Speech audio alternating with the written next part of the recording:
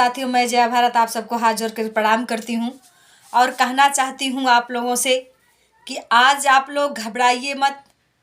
अभी हमने कल वीडियो में डाला था कि सच बोलने पर, सत्य का साथ देने पर, लोकतंत्र का साथ देने का, संविधान की रक्षा करने के साथ देने पर और एक अच्छे शिक्षक की जो फर्ज होता है उसका अच्छे से निभाने पर और सत्ता के खिलाफ जो गलत काम हो रहा है उसके खिलाफ आवाज उठाने पर जिस तरह से लक्ष्मण यादव जी को नौकरी से निकाल दिया गया, ये बहुत दुखद है। और फिर भी मैं बहुत सोच ही रही थी और आ रही थी इस बात का विचार करते हुए कि मैं भी लोकतंत्र की सजग प्रहरी हूँ और मुझे भी सत्य ही बोलना है। अगर लोग सोचे कि हम भीड़ जुटा कर काम करेंगे, हमारे साथ भीड़ रहेगी, हम झूठ बोलेंगे, हम जुमलेबाजी करेंगे, हम 420 करेंगे, सबके हाँ में हाँ करेंगे, तो हमारे साथ भीड़ की कोई ज़रूरत नहीं है साथियों। क्योंकि अगर भगत सिंह, चंद्रशेखर, बिस्मिल, लाहिड़ी ये लोग सोचे होते कि हम भी इसी भीड़ का हिस्सा बन जाते तो आज हमारा ये देश आज़ाद नहीं होता, आज हम लोग ब्रिटिश शासन की हुकूमत में होते। मैं इसलिए कहना चाहती हूँ, मैं भी यही सोचते हुए आ रही थी। कुछ हमारे गांव के बूढ़ बुजुर्ग लोग बात कर रहे थे कि 10 साल 10 ही साल होता है, चाहे वो सत्ता का दशा हो, चाहे किसी अपराधी का हो, चाहे किसी डाकू का हो, चाहे किसी संत का हो, चाहे किसी व्यापारी का हो, 10 साल होता है। तो लोग हमसे बात कर रहे थे कि 10 साल।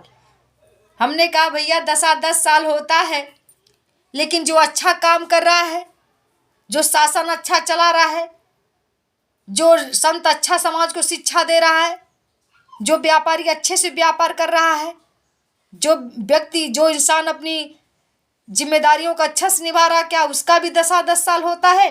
तो हमारे गांव के उन बुजुर्गों ने कहा, हमारे बाबा लगते थे, उन लोगों ने कहा कि नहीं, जो 10 साल की बात है ये शास्त्रों में लिखा गया है, ये प्रमाणित बात है कि जो अच्छा कर्म करता है उसका दशा हमेशा सही रहता है।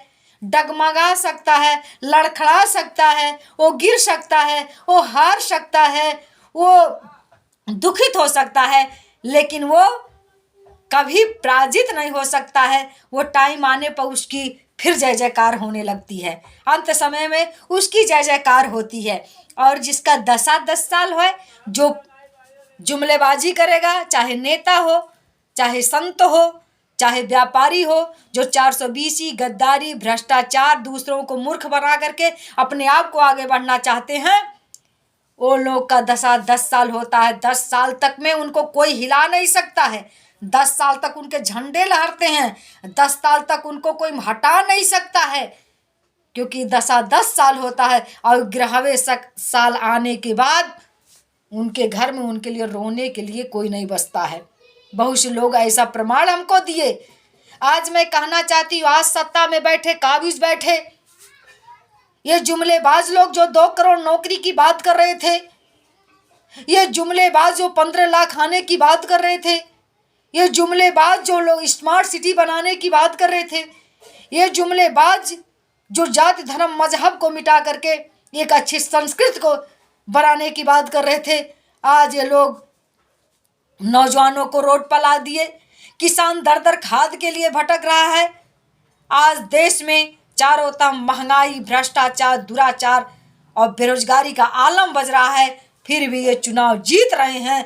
आज इनकी हर जगह से जय जयकार हो रहा है। ये सत्ता पे काबिज होते जा रहे हैं। इसका कोई, मैं उनको सुन करके, उन बूढ़ बुजुर्ग चाचाओं की बात सुन करके, बाबाओं की बात, मुझे कोई दुख नहीं हुआ।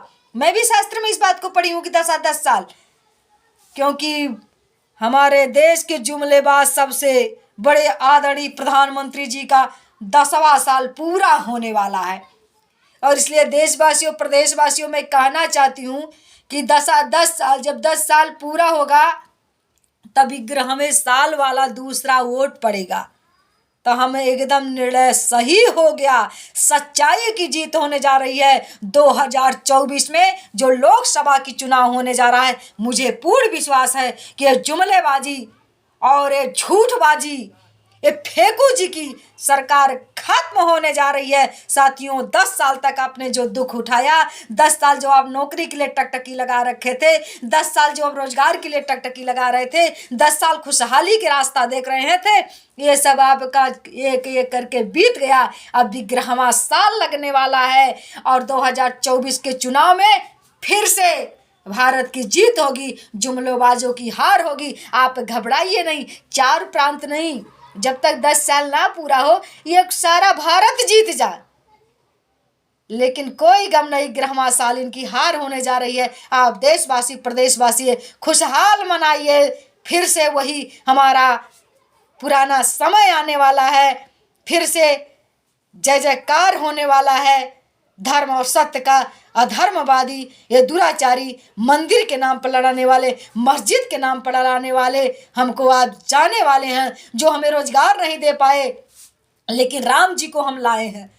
जो रोजगार नहीं ला पाए वो राम जी को ला सकते, भगवान को कोई ला सकता है, राम जी को लाए हैं। आप भगवान राम थे, आप भी भगवान मानते हो, अगर मानते हो तो क्या ये भगवान को ला पाएंगे?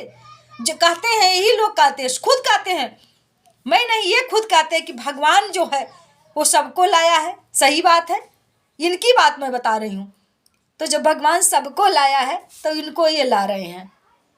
तो अब भगवान जैसे सबको पठाता है, अब इनकी पठाने जाने की बारी है। तो आप लोग घबराइए मत, 2024 में इनकी विदाई होगी, फिर से हमारा वही भारतवर्ष होगा जिस भारतवर्ष की हम कल्पना करते हैं। आप सभी साथियों से हमारा यही अनुरोध है, आने वाले 24 में ये जुमलेबाजी जो फेकू जी हैं इनको आप लोग अलविदा कहिए। मेरी यही आप सबसे हाथ जोड़ करके विनती है, आप सभी साथियों से अनुरोध है।